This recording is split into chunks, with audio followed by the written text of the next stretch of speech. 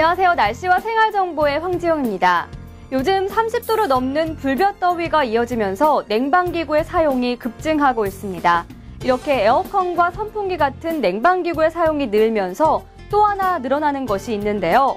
바로 안구건조증 환자입니다. 오늘 날씨와 생활정보에서 안구건조증에 대해 알려드리겠습니다.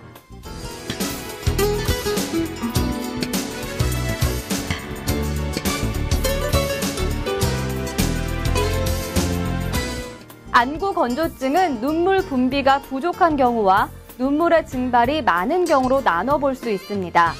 눈물이 부족한 경우는 노화에 의한 것이 가장 흔하고 쇼그렌 증후군, 갑상선 안병증 등 전신적인 질환과 동반이 돼 발생할 수 있는데요.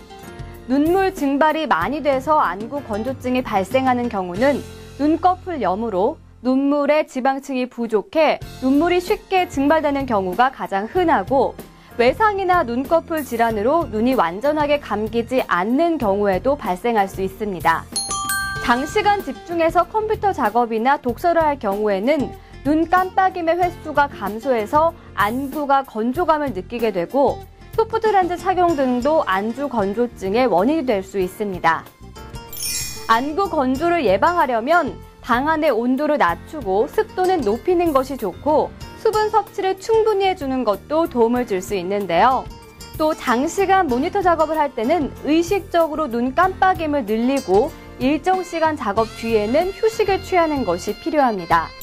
또한 1차적으로 인공누액을 사용해서 부족한 눈물을 보충하는 것이 필요하고 증상에 따라서 사용 횟수를 늘려야 하는데요. 그러나 심한 안구건조증 환자의 경우에는 인공누액을 사용하는 것만으로는 부족한 경우가 있습니다. 그런 경우에는 눈물이 빠져나가는 것을 막아주는 간단한 수술이 도움이 될 수 있습니다.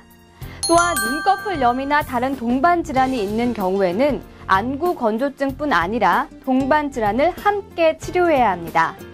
여러 가지 치료 방법으로 증상이 많이 감소할 수는 있지만 안구건조증 환자의 대부분이 눈물 생성이 저하된 경우가 많아서 지속적인 관리가 필요합니다.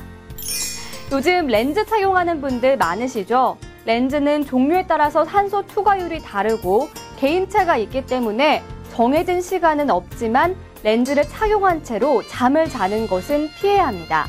그리고 안구건조증이 있는 경우에는 수분제를 넣어주는 것이 도움을 줄 수 있는데요.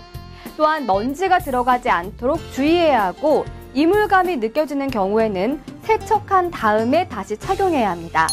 세척은 렌즈를 빼고 바로 시행하는 것이 부착물을 줄일 수 있습니다. 그리고 연속 착용 렌즈의 경우에도 중간에 렌즈 착용 시간을 줄이거나 세척을 해주는 것이 좋습니다. 네, 오늘은 안구 건조증에 대해 알아봤는데요. 눈의 건강을 위해서도 에너지의 절약을 위해서도 냉방기구의 사용은 되도록 줄이는 것이 좋겠습니다. 이상 날씨와 생활정보였습니다.